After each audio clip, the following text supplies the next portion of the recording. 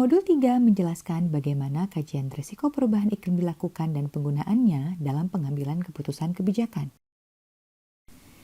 ISO 14092 menjelaskan seluruh proses perencanaan adaptasi, mulai dari pengembangan rencana adaptasi hingga penerapan langkah-langkah adaptasi yang termasuk dalam rencana pembangunan daerah dan masyarakat di negara berkembang.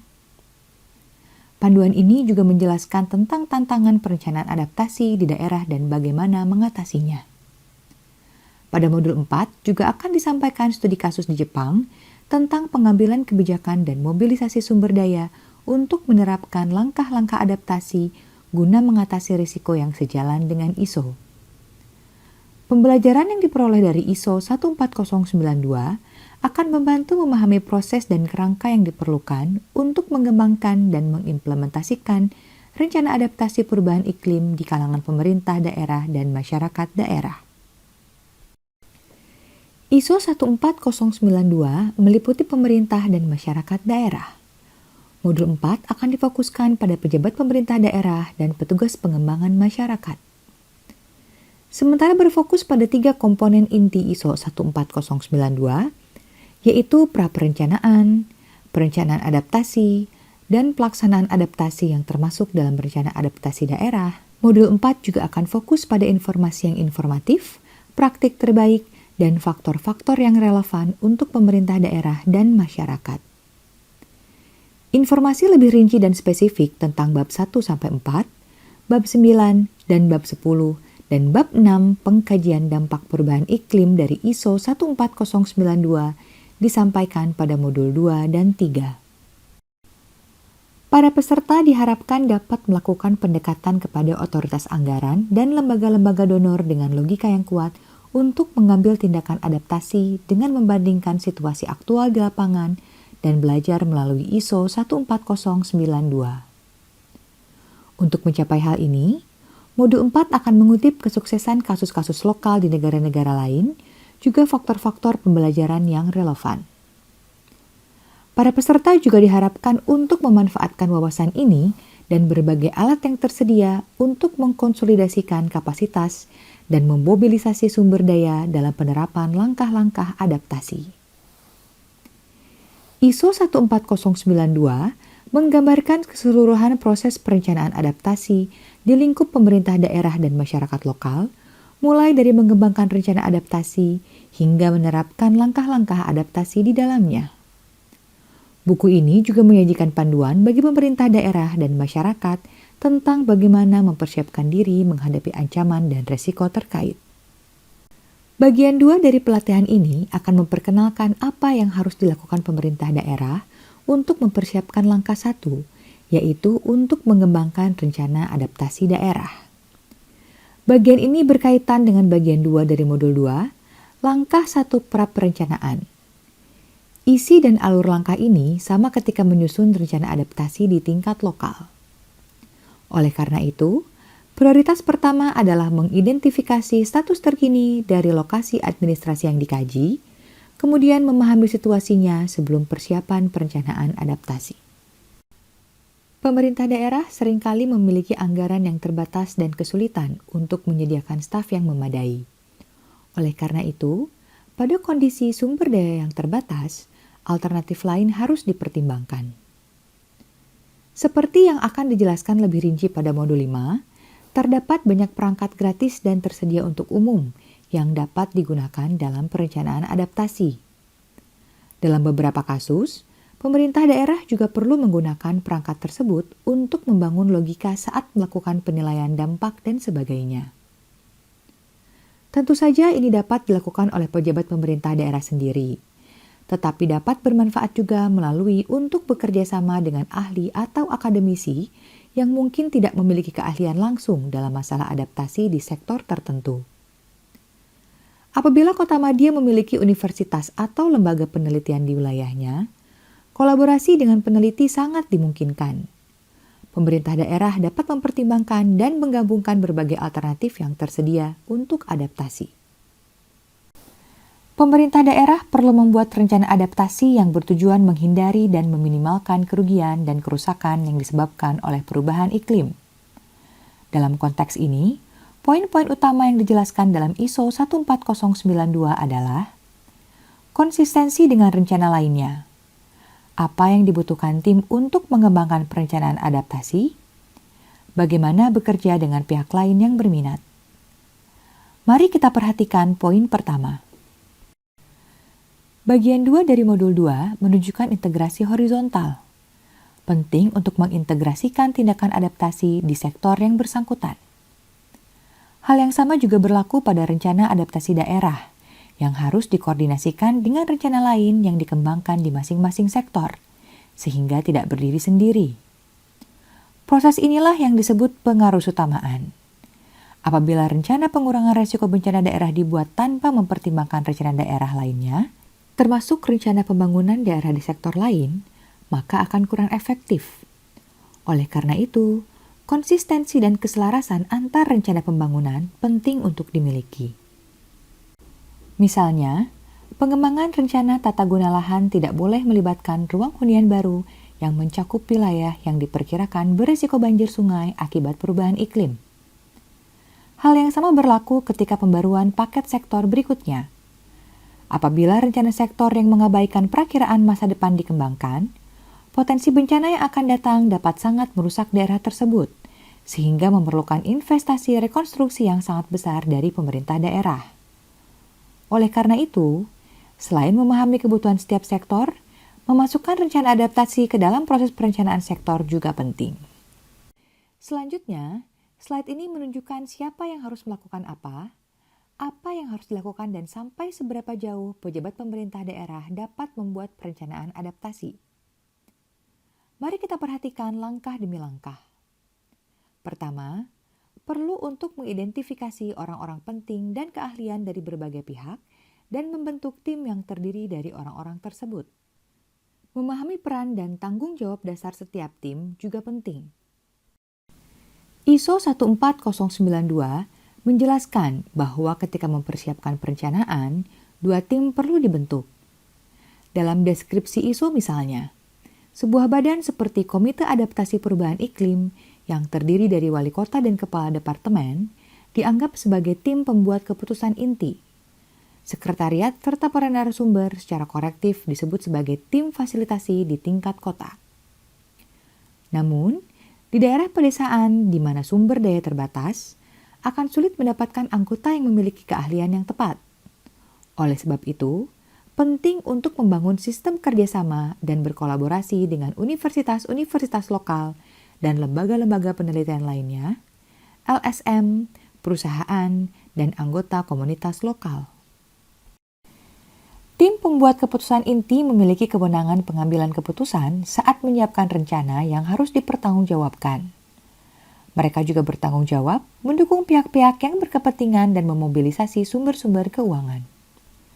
Pengambil keputusan akhir untuk sektor ini dan untuk memobilisasi dana untuk mencapai pengarusutamaan diantaranya yaitu gubernur, wali kota, kepala eksekutif lainnya, serta kepala departemen sebagai anggota tim ini. Pemerintah daerah harus menunjuk orang-orang tersebut terlebih dahulu. Sementara itu, tim fasilitasi memperjelas peran dan tanggung jawab, serta menyiapkan perencanaan adaptasi, termasuk langkah-langkah dan tugas dalam rencana adaptasi, berapa lama kegiatan berlangsung, dan sumber daya yang diusulkan. Tim fasilitasi bekerja dengan Departemen Lingkungan dan departemen lainnya yang akan berfungsi sebagai sekretariat. Pihak-pihak terkait lainnya, seperti lembaga swadaya masyarakat dan lembaga penelitian, dan lain-lain juga dapat menjadi bagian dari sekretariat. Idealnya, tim fasilitasi harus melibatkan orang-orang yang memiliki berbagai latar belakang profesional, seperti ilmu pengetahuan iklim dan manajemen pengurangan resiko bencana. Dalam beberapa kasus, mereka yang mengawasi lingkungan sebagai anggota sekretariat dapat mendengarkan rekomendasi dari para ahli. Mereka juga dapat memberikan masukan seperti para pakar, misalnya dalam penilaian resiko untuk rencana adaptasi. Pembahasan mengenai pentingnya pengarusutamaan tidak dapat hanya diselesaikan oleh satu departemen. Diperlukan kolaborasi dengan departemen terkait lainnya. Berikut adalah contoh praktik baik di mana tim pembuat keputusan inti dan tim fasilitasi berfungsi bersama, dan pengambilan keputusan dari atas ke bawah menghasilkan kolaborasi antar departemen yang sangat sukses. Dalam inisiatif ini, JICA bergabung sebagai donor. Administrasi Metropolitan Bangkok atau BMA menghadapi tantangan yang signifikan dalam tindakan mitigasi dan adaptasi akibat banjir yang menghancurkan perkotaan hingga saat ini. Sebelumnya, hanya Departemen Lingkungan yang mengepalai BMA yang bertanggung jawab terkait inisiatif perubahan iklim.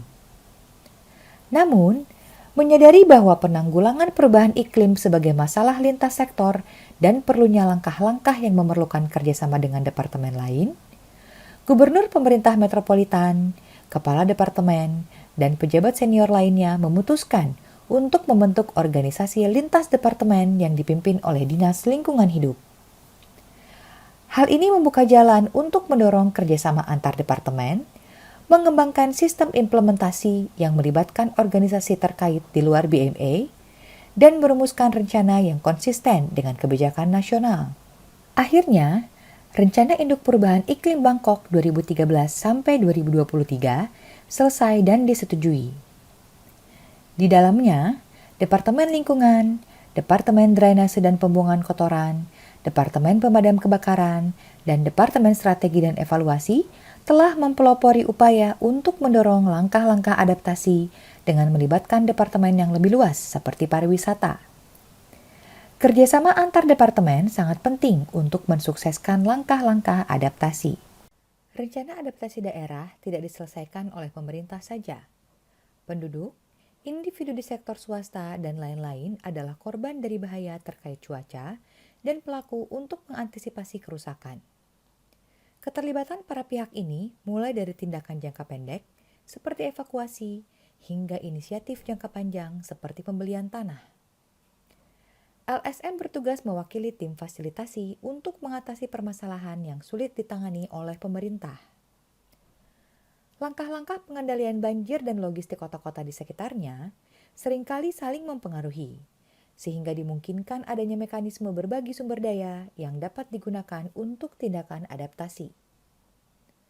Terdapat kebutuhan utama yang melibatkan pihak-pihak yang berkepentingan dalam proses perencanaan guna mendorong komitmen yang lebih luas. Silahkan merujuk ke modul 5 untuk memahami mengenai perangkat yang mendukung perencanaan adaptasi berbasis masyarakat. Berikut ini adalah studi kasus praktik baik partisipasi masyarakat yang dilakukan oleh Kementerian Lingkungan Hidup Jepang atau MOIJ di daerah aliran sungai sekitar Danau Laguna di Filipina dan di wilayah pesisir Pulau Mindoro. Model yang digunakan untuk proyek daerah aliran sungai dan wilayah pesisir berbeda, begitu pula dengan badan pelaksana yang terlibat. Yang pertama diimplementasikan oleh Otoritas Pengembangan Danau Laguna dan yang kedua oleh unit pemerintah daerah.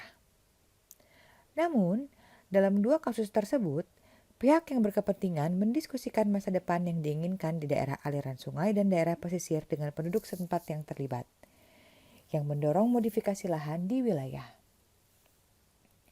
Penanggung jawab proyek juga melaksanakan transfer knowledge kepada masyarakat dan mengembangkan sumber daya manusia di lokasi tersebut.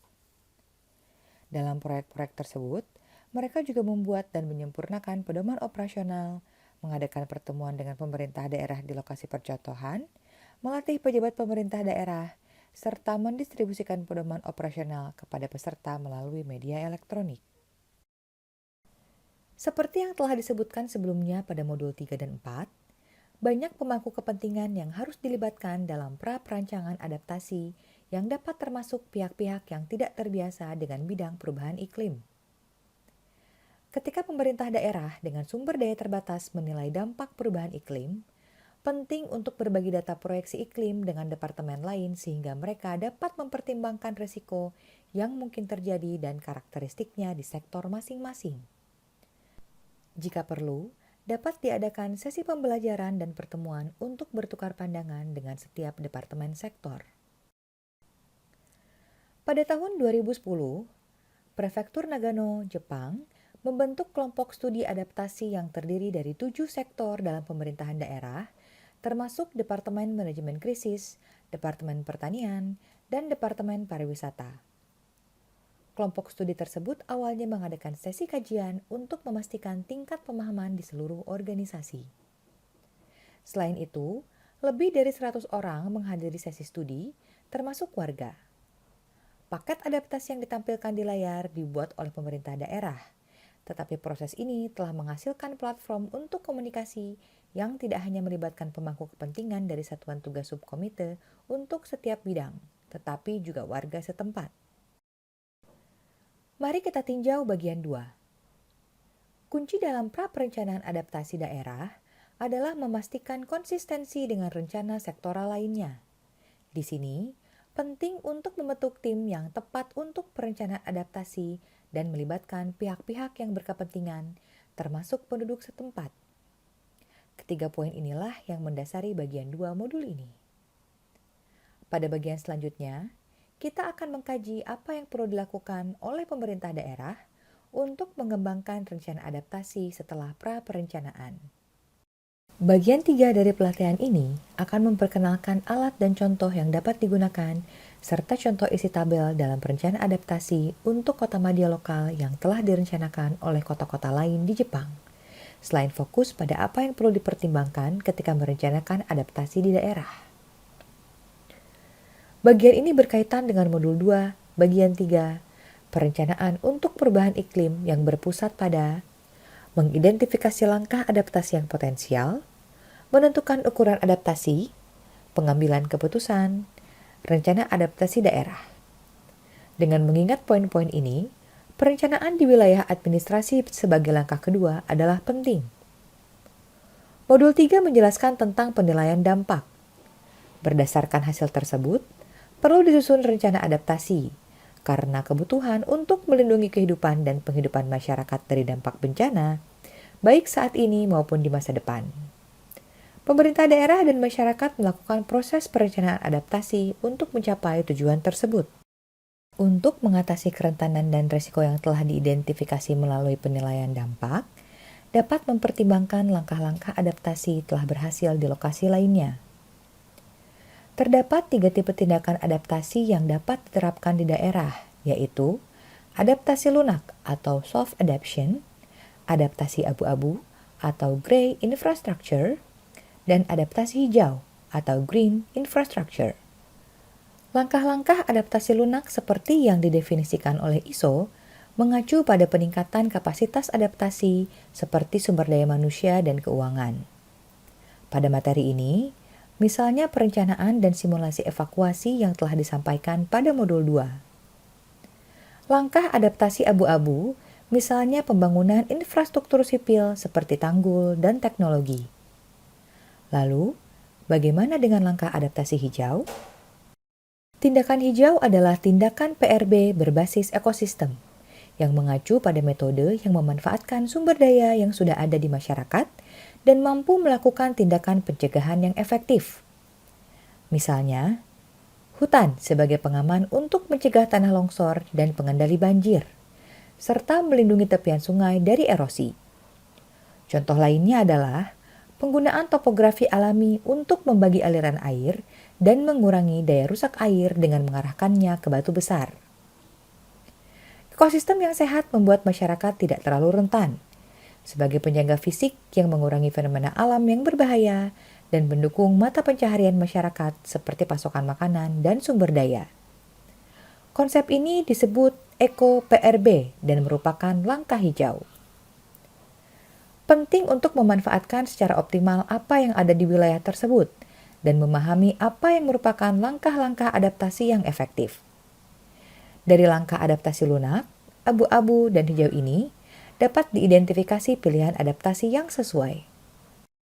Langkah berikutnya mencakup pengukuran adaptasi. Pemerintah daerah dan masyarakat perlu menilai langkah-langkah adaptasi perubahan iklim potensial yang paling sesuai dengan kebutuhan dan kemampuan daerah dengan menggunakan metode pengambilan keputusan yang sesuai dengan keadaan dan perubahan iklim di daerah. ISO 14092 menggambarkan analisis SWOT sebagai salah satu metode yang tepat untuk menilai tindakan adaptasi, melalui kerangka kerja untuk menganalisis situasi dan memberikan gambaran keadaan masyarakat saat ini. Di kota Kuki, Prefektur Saitama, sebagai bagian dari upaya menuju pembangunan perkotaan yang tepat, kekuatan, kelemahan, peluang dan ancaman dari lingkungan eksternal yang ditampilkan di layar, diidentifikasi dan isu-isu strategis dianalisis. Hal ini dilakukan untuk mengetahui pentingnya mempromosikan pengembangan taman pusat kota sebagai basis bencana untuk mengurangi kelemahan di masa depan. Selain itu, juga penting untuk memilih ukuran adaptasi yang sesuai dari daftar potensial dengan mempertimbangkan faktor-faktor seperti karakteristik budaya dan tradisi daerah. ISO 14092 juga menyebutkan analisis biaya manfaat sebagai metode yang berguna. Meskipun sangat meyakinkan sebagai dasar EBPM ketika memperkirakan biaya kerusakan yang dapat dihindari dari bencana di masa depan, perlu melibatkan analisis yang cukup rinci dan menantang, sebagaimana disampaikan dalam modul 3. Berbeda dengan penentuan manfaat proyek seperti pembangunan jalan dan bandara, manfaat dari tindakan adaptasi berupa pembangunan infrastruktur dan pencegahan bencana lebih sulit untuk dilihat. Manfaat adaptasi yang diharapkan adalah cakupan pengurangan kerusakan melalui pencegahan bencana pesisir, walaupun tidak diketahui bencana apa yang akan terjadi ke depan. MOIJ melakukan proyek 5 tahun sejak 2015, yaitu penelitian strategis tentang mitigasi dan adaptasi perubahan iklim, yang mencakup studi tentang biaya manfaat adaptasi global terhadap perubahan iklim. Studi tersebut menghasilkan bahwa nilai kerusakan yang disebabkan oleh banjir pesisir sebesar 42,5 miliar dolar per tahun. Apabila Jepang menginvestasikan sekitar 10% dari anggaran nasional untuk adaptasi setiap tahun, dapat menghindari nilai kerusakan di masa depan dari 768 miliar dolar hingga 1,2845 triliun dolar. Mengingat keterbatasan anggaran, dipilih langkah-langkah adaptasi yang paling efektif dan efisien. Lampiran C dari ISO 14092 memberikan contoh indikator yang dapat membantu para pengambil keputusan.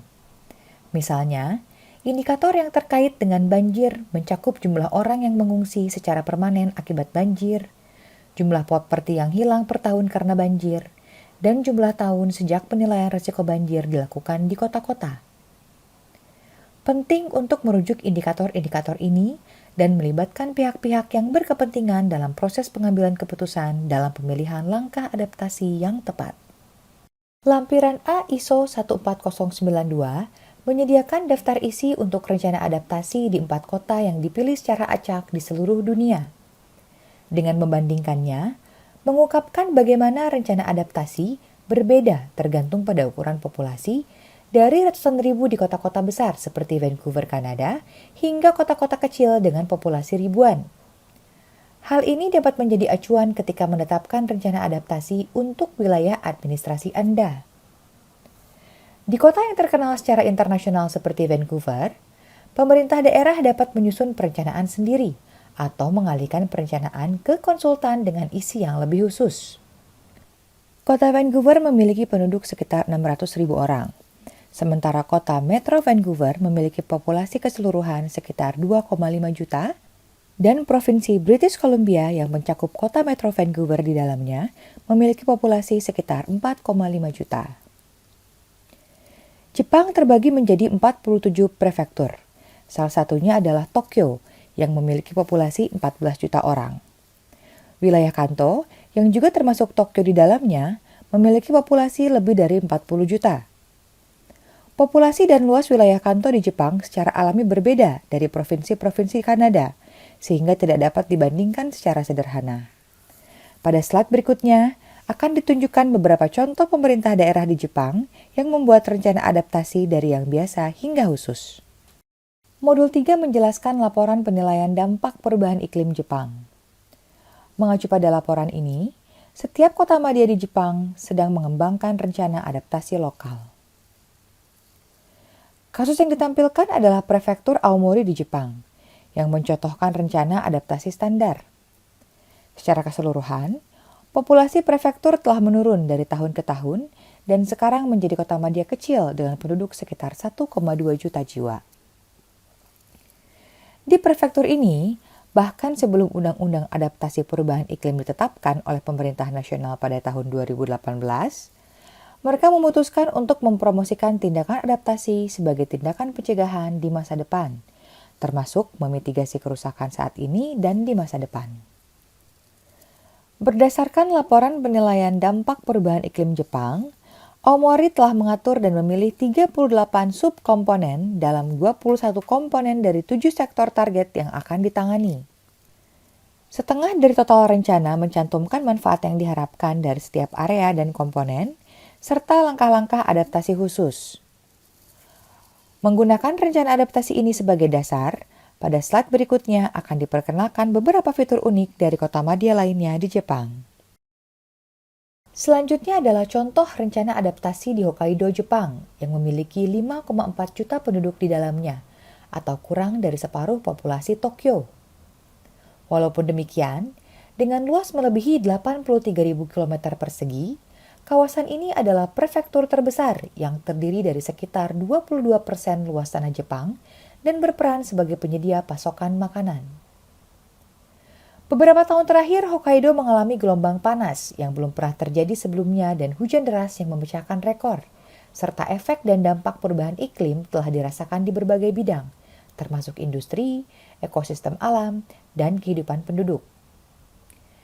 Rencana adaptasi di Hokkaido terdiri dari 41 halaman, dari latar belakang dan rumusan dalam bab 1, hingga langkah-langkah untuk mendorong adaptasi pada bab 7, yang memprioritaskan pada bidang pertanian, kehutanan, perikanan, lingkungan, dan bencana alam. Sebagai salah satu kota terbesar di dunia, Tokyo tidak hanya memiliki populasi yang besar, tetapi juga anggaran yang sangat besar, biasanya sekitar 7 triliun yen per tahun. Oleh karena itu, rencana adaptasi di wilayah tersebut beragam dan mencakup setiap bidang permasalahan. Rencana ini terdiri dari 5 bab dan 50 halaman. Daftar isi meliputi kondisi masa lalu dan prediksi perubahan iklim di masa depan, pendekatan dasar untuk adaptasi, dampak perubahan iklim dan respon kebijakan, dan promosi tindakan adaptasi. Secara khusus, tindakan adaptasi mencakup rencana untuk berbagai bidang dan masalah, seperti bencana alam, kesehatan, pertanian, kehutanan, perikanan, sumber daya air dan lingkungan alam, serta peta jalan jangka panjang untuk memperkuat langkah-langkah adaptasi, termasuk sasaran kebijakan tahun 2030 dan visi 2050. Studi kasus berikutnya melibatkan kota kecil dengan populasi sekitar 70.000 di kota madya tingkat prefektur.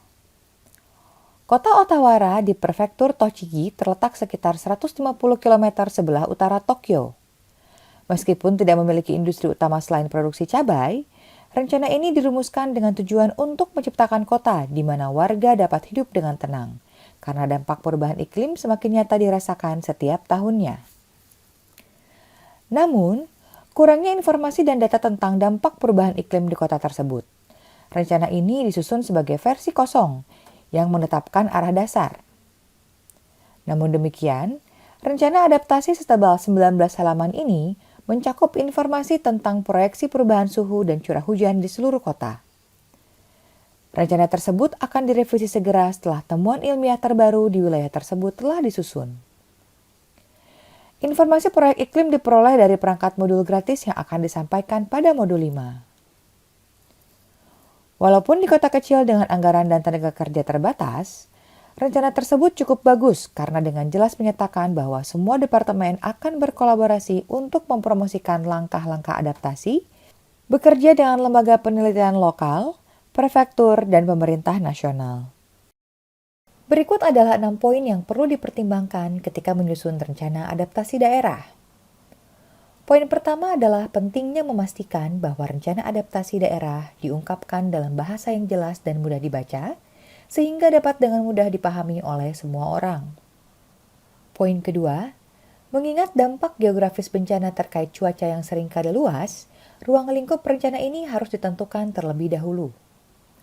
Poin ketiga, batas-batas divisi administratif harus dikenali secara efektif untuk menghindari konflik dengan wilayah administratif tetangga. Poin keempat adalah ketika rencana adaptasi daerah dikembangkan, termasuk tujuan dan ruang lingkupnya, serta cara dan sarana untuk mencapainya. Area yang harus dipublikasikan harus diidentifikasi. Poin kelima, konsultasi tentang rancangan rencana adaptasi harus dilakukan, tidak hanya dengan pemerintah daerah, tetapi juga dengan berbagai pihak yang berkepentingan, baik di dalam maupun di luar masyarakat setempat. Keenam, rencana adaptasi akhir perlu disetujui oleh semua kepala departemen yang terlibat, diikuti oleh dewan dan akhirnya wali kota, gubernur, atau pimpinan eksekutif lainnya. Dengan mempertimbangkan poin-poin ini, rencana adaptasi daerah akhirnya selesai. Sekarang, mari kita tinjau bagian 3. Langkah pertama dalam mengembangkan rencana adaptasi daerah adalah mengidentifikasi tindakan yang potensial untuk diterapkan di daerah. Selanjutnya, gunakan mode yang tepat untuk mengevaluasi opsi adaptasi dan menilai apakah opsi tersebut sesuai dengan kebutuhan dan kemampuan daerah. Keputusan dibuat dengan mengacu pada matrik yang dapat dipahami pengambil keputusan, melibatkan pihak lain yang berkepentingan, dan memilih dari langkah-langkah adaptasi yang sesuai. Akhirnya, rencana adaptasi daerah diselesaikan setelah berkonsultasi dengan pihak-pihak yang berkepentingan di dalam dan di luar wilayah administratif dan mendapatkan persetujuan dari kepala departemen, parlemen, dan pemimpin daerah terkait. Keenam poin kunci ini mendukung bagian 3. Bagian 4 dari pelatihan ini akan memperkenalkan tahap implementasi langkah-langkah adaptasi berdasarkan rencana adaptasi daerah, dimulai dari siklus implementasi dasar dan diakhiri dengan implementasi langkah-langkah adaptasi menggunakan alat dan contoh. Bagian ini berkaitan dengan modul 2 bagian 4, implementasi adaptasi perubahan iklim. Poin utama di sini adalah memahami siklus dasar, kepemimpinan dan komitmen, persiapan penerapan pengukuran adaptasi, melaksanakan langkah-langkah adaptasi. Dengan memperhatikan keempat poin tersebut, akan dilakukan implementasi tindakan adaptasi berdasarkan rencana adaptasi daerah sebagai langkah ketiga. Selanjutnya, mari kita pahami siklus dasar untuk mengkomersilkan langkah-langkah adaptasi di daerah. Diagram berikut dapat ditemukan di awal ISO 14092 yang menunjukkan bagaimana standar internasional mendefinisikan siklus, dimulai dengan pra-perencanaan, diikuti dengan penilaian dampak, perencanaan adaptasi, dan implementasi tindakan berdasarkan rencana adaptasi, dan terakhir untuk perbaikan berkelanjutan. Bagian yang terkait dengan langkah 3 telah ditunjukkan pada slide sebelumnya. Bagian 4, ini terkait dengan pengimplementasian pada bagian acting. Bab 8 ISO 14092 menjelaskan bahwa tim pembuat keputusan inti yang terdiri dari kepala eksekutif dan kepala departemen perlu berkoordinasi dengan pihak-pihak lain yang berkepentingan dan pemerintah daerah, serta masyarakat setempat. Ini adalah aspek penting dari kepemimpinan dan komitmen. Terdapat buku panduan dengan contoh dari Kanada untuk wali kota, anggota dewan dan pembuat keputusan kota lainnya dalam mempromosikan adaptasi perubahan iklim. Bagian ini mendetailkan persyaratan untuk pemimpin di masyarakat, bagaimana bekerja dengan berbagai pihak yang berkepentingan, dan siapa yang harus mempelopori upaya pelibatan masyarakat secara luas untuk adaptasi. Kepemimpinan dan komitmen ini dapat dimanfaatkan sebagai alat untuk membangun dan mempertahankan momentum aksi adaptasi perubahan iklim yang berkelanjutan di ranah politik. Selanjutnya, mari kita kaji persiapan untuk menerapkan langkah-langkah adaptasi. Dua aspek persiapan utama yang dijelaskan dalam ISO adalah integrasi ke dalam berbagai kebijakan, strategi yang diputuskan oleh pemerintah daerah, dan pemahaman yang benar dari wajib pajak. Oleh karena itu, ISO menjelaskan bahwa konsep adaptasi harus diintegrasikan ke dalam kegiatan reguler pemerintah daerah. Secara khusus, berarti benar-benar melakukan konstruksi ketahanan bencana seperti perbaikan sungai, berdasarkan rencana adaptasi daerah dan memberikan informasi risiko kepada penduduk. Hal ini juga berarti menempatkan perspektif tindakan adaptasi di pusat rencana sektoral lainnya, misalnya dalam tata guna lahan atau pengelolaan sungai. Jika implementasi langkah-langkah adaptasi tidak berada di urutan teratas, sulit untuk mengamankan anggaran. Adaptasi juga melibatkan investasi pembayar pajak untuk mencegah bencana yang mungkin terjadi di masa depan. Dengan demikian, setiap mobilisasi sumber daya bergantung pada pemahaman warga yang terlibat. Terdapat dua hal utama yang terkait dengan isi rencana pelaksanaan adaptasi. Yang pertama adalah perlunya mencatat biaya, dan yang kedua adalah hasil yang diharapkan. Mendokumentasikan hal-hal ini sangat penting sebagai bagian dari upaya untuk menerapkan langkah-langkah adaptasi yang lebih baik lagi. Poin kedua, modul 3, menggarisbawahi pentingnya memprediksi dan menilai berdasarkan bukti ilmiah. Yang juga penting adalah mengkaji risiko dan peluang yang diperoleh dari penilaian dampak tersebut dalam proses perencanaan guna menerapkan langkah-langkah adaptasi dan memobilisasi sumber daya. Sekarang, mari kita telaah langkah-langkah adaptasi Jepang yang dapat dijadikan tolak ukur bagi setiap bidang dan masalah. Pada slide selanjutnya akan disampaikan 5 contoh pencegatan melalui pengurangan risiko bencana atau PRB, pertanian, dan penanganan heat stroke. Pertama, mari kita telaah kasus banjir sungai di bidang PRB. Bagian hilir Sungai Surumi yang mengalir melalui kota Yokohama di Prefektur Kanagawa telah lama rentan terhadap banjir yang menyebabkan kerusakan yang cukup besar. Taman Shin Yokohama di tepi sungai biasanya digunakan oleh warga untuk rekreasi, tapi juga berfungsi sebagai fasilitas pengendalian banjir. Ketika permukaan sungai naik di atas level tertentu, air sungai yang meluap untuk sementara dialirkan ke kolam penghambat dan disimpan untuk mengurangi kerusakan banjir di hilir. Taman ini juga memiliki stadion besar yang digunakan untuk Piala Dunia FIFA dan rugby. Fasilitas pengendali banjir ini percontohan dengan hanya struktur pilar di tanah yang didukung oleh lebih dari 1.000 pilar tebal. Ruang yang lebar di antara pilar memungkinkan air untuk disimpan di bawah stadion jika terjadi banjir. Kota Yokohama juga menerapkan langkah-langkah adaptasi yang luas, seperti membangun terowongan bawah tanah sepanjang 20 km untuk melindungi daerah dataran rendah dari banjir ketika kapasitas drainase dari sistem pembuangan limbah tidak dapat menahannya. Salah satu faktor di balik kemajuan langkah-langkah adaptasi ini adalah bahwa pada tahun 2011, kota ini menjadi yang pertama di Jepang untuk mendirikan sebuah organisasi yang setara dengan Biro, yaitu Markas Besar Kebijakan Perubahan Iklim, untuk menangani masalah ini di seluruh departemen dan memposisikan langkah-langkah adaptasi sebagai bagian rencana aksi kota.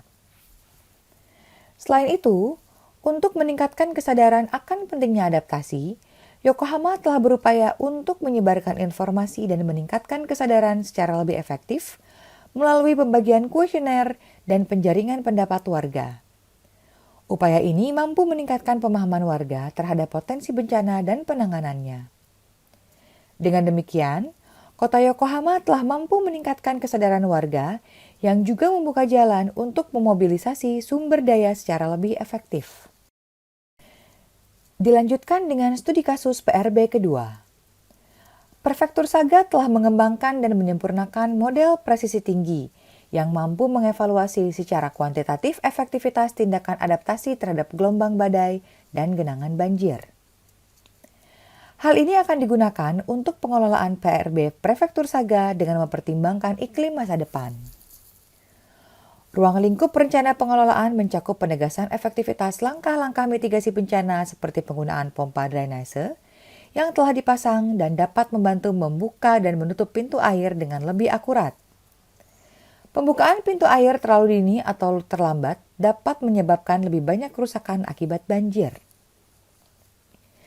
Meskipun studi kasus ini belum sampai pada tahap penerapan tindakan adaptasi, telah dirumuskan tindakan adaptasi yang tepat dengan memanfaatkan penanggulangan gelombang badai yang dipasang di daratan. Upaya tersebut akan dipromosikan sebagai penanggulangan kerusakan banjir yang disebabkan oleh gelombang badai. Disusul dengan kasus PRB yang ketiga. Prefektur Gifu telah berulang kali menghadapi bencana di daerah pegunungan, serta populasi yang menyusut dan menua. Oleh karena itu, berbagai upaya telah dilakukan, termasuk mengembangkan metode untuk menunjukkan perubahan skala dan frekuensi banjir akibat perubahan iklim. Keberhasilan upaya ini dapat dikaitkan dengan berfungsinya badan pertemuan lintas departemen yang dibentuk dalam pemerintahan prefektur atau Dewan Penghubung Badan. Dewan Penghubung memainkan peran penting dalam menyortir dan membuat daftar ratusan proyek yang telah dikerjakan setiap departemen yang dapat dianggap sebagai langkah-langkah adaptasi, sehingga menurunkan hambatan psikologis petugas dan mendorong pola pikir semua departemen untuk mempertimbangkan langkah-langkah adaptasi. Selanjutnya, kita mengkaji sektor industri. Ibaraki adalah salah satu prefektur nasional terkemuka dalam hal pertanian yang menampung lebih banyak petani di Jepang daripada daerah lain. Dalam beberapa tahun terakhir, suhu tinggi telah menyebabkan penurunan kualitas padi yang mempengaruhi pendapatan petani. Oleh karena itu, pemerintah Ibaraki dan universitas berkolaborasi menyusun paket tindakan adaptasi yang mencakup penilaian dampak di tingkat kota. Lingkup paket tersebut tidak hanya mencakup pengembangan varietas dan teknologi padi baru, tetapi juga gambaran lengkap tentang berbagai upaya adaptasi lainnya, seperti teknik budidaya, infrastruktur, dan pengenalan sistem publik.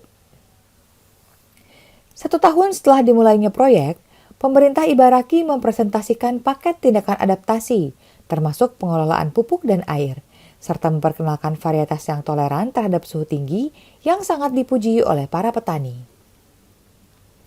Ini adalah contoh yang sangat baik tentang bagaimana pemerintah prefektur, universitas, kota madya, dan mahasiswa terlibat dalam proyek ini, dari tahap awal ketika kesadaran akan masalah di antara petani kurang. Permasalahan tersebut diatasi melalui peningkatan kapasitas secara berkala dan pelatihan contoh-contoh praktik adaptasi. Berikutnya adalah studi kasus di bidang dampak lingkungan. Prefektur Saitama di Jepang rentan terhadap panas yang ekstrim dan seringkali memecahkan rekor nasional. Hal ini diperburuk oleh efek heat island yang membuat semakin banyak orang menderita heat stroke dalam beberapa tahun terakhir. Dengan Piala Dunia Rugby yang dijadwalkan akan diadakan di Prefektur Saitama pada tahun 2019, sebuah kelompok kerja yang terdiri dari pemerintah prefektur, lembaga penelitian nasional, dan universitas telah dibentuk. Kelompok tersebut bertanggung jawab untuk mengidentifikasi dan mengembangkan teknologi simulasi panas. Sebagai hasilnya, tutupan hijau di sekitar stadion didorong hingga 40% melalui penanaman pohon dan pengembangan trotoar permeable. Seorang staf teknis di divisi taman dan stadion berhasil melaksanakan mediasi antara Departemen Lingkungan dan Departemen Pengembangan Lahan, sehingga menghasilkan proyek bersama lintas departemen sebagai langkah adaptasi. Ini adalah kasus keberhasilan pengarusutamaan adaptasi dari bawah ke atas hingga melibatkan manajemen senior.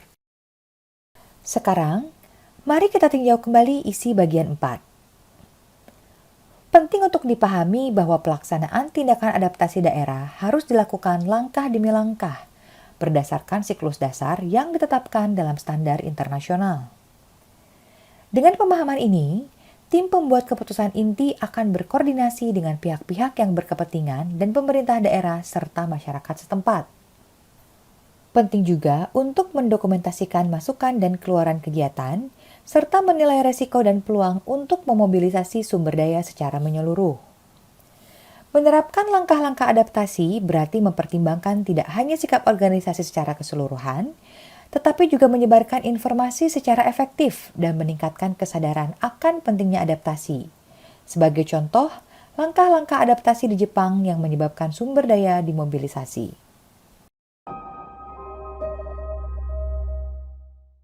Ini adalah bagian terakhir, yaitu bagian 5. Bagian 1 hingga 4 telah memperkenalkan inti ISO, mulai dari pra-perencanaan hingga penerapan langkah-langkah adaptasi. Di bagian ini, kami akan meninjau setiap langkah sebagai ringkasan. Pertama, di bagian 1, dijelaskan mengenai ISO 14092 dan struktur serta tujuan modul ini. Poin pentingnya adalah perlunya belajar dari keberhasilan masa lalu dan faktor-faktor di baliknya untuk mengkonsolidasikan kapasitas dan memobilisasi sumber daya dalam penerapan langkah-langkah adaptasi.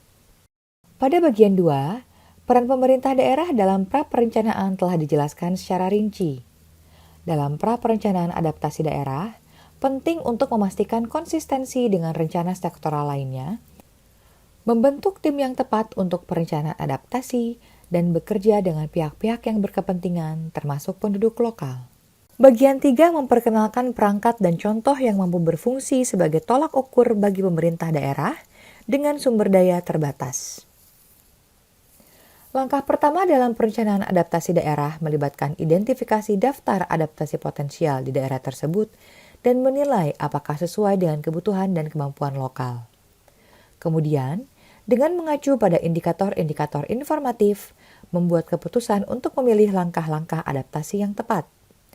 Akhirnya, rencana adaptasi daerah diselesaikan setelah serangkaian konsultasi dengan pihak-pihak yang berkepentingan di dalam dan di luar wilayah administratif, dan setelah disetujui oleh kepala departemen terkait, dewan, dan pemimpin daerah. Bagian 4 memperkenalkan praktik-praktik baik yang spesifik dan faktor-faktor keberhasilan di balik langkah-langkah adaptasi. Untuk menerapkan tindakan adaptasi yang termasuk dalam rencana adaptasi daerah, siklus dasar harus dipahami dan tim pembuat keputusan inti harus berkoordinasi dengan pihak-pihak yang berkepentingan, pemerintah daerah, dan masyarakat sekitar. Penting juga untuk mempersiapkan implementasi adaptasi dengan mendokumentasikan input dan output kegiatan, menilai resiko dan peluang, dan berkolaborasi dengan pemerintah daerah untuk memobilisasi sumber daya, serta secara proaktif menyebarluaskan informasi dan meningkatkan kesadaran untuk memastikan masyarakat memiliki pemahaman yang mendalam tentang adaptasi. Berikut adalah ringkasan untuk modul 4. Modul ini bertujuan untuk membantu pemerintah daerah dan masyarakat yang memiliki sumber daya terbatas untuk meningkatkan kemampuan mereka dalam menjelaskan usulan anggaran dengan logika yang kuat dan persuasi yang rasional. Mengutip bukti ilmiah melalui berbagai alat dan belajar dari praktik baik dan faktor keberhasilan adaptasi. Prainvestasi untuk PRB akan membantu mengurangi kerusakan bencana di masa depan. Memobilisasi sumber daya untuk pelaksanaan langkah-langkah adaptasi sangat penting. Penerapan proses ini bergantung pada pejabat pemerintah daerah dan petugas pengembangan masyarakat yang memahami proses adaptasi secara keseluruhan. Modul 4 memperkenalkan praktik baik di daerah dan faktor keberhasilannya, serta alat-alat tertentu yang berguna dalam mempromosikan adaptasi daerah. Modul 5 akan memperkenalkan perangkat gratis yang dapat digunakan dalam perencanaan adaptasi dan informasi tentang perangkat terkait pendekatan ilmiah dan berbasis masyarakat.